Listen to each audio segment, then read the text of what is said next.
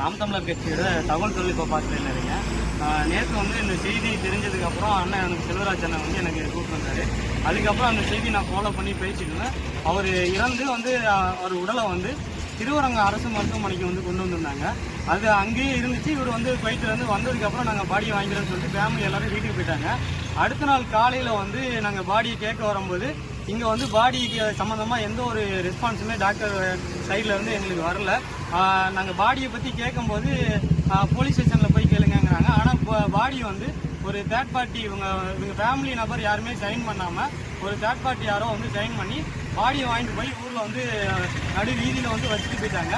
இப்போ பாடியை வந்து இவங்க ஃபேமிலியை வந்து அந்த பையன் குவைத்துலேருந்து வந்துட்டு எங்கள் அப்பாவோட உடலை கொடுங்கன்னு சொல்லி நம்ம கேட்கும்போது சரியான ரெஸ்பான்ஸ் இல்லாமல் இவ்வளோ தூரம் நாங்கள் போராடிட்டு இருக்கோம். அவர் வந்து மின்கம்பி அருந்து விழுந்திருக்கு. மின்வாரியம் வந்து அதுக்கு முன்னாடி அதே பகுதியில் 15 நாட்கள் முன்னாடி கம்பி அருந்து வந்து பாதிப்பு அடைஞ்சிருக்கு. திருப்பி அதே இடத்துல வந்து அதே பகுதியில் வந்து அந்த ஒரு பாதிப்பு நடந்திருக்கு. இனிமேலும் வந்து அந்த பாதிப்பு நடக்காம அரசு வந்து கவனத்தில் எடுக்கணும். இது தொடர்ச்சியாக வந்து இது மாதிரி நடந்துகிட்டே இருக்கு.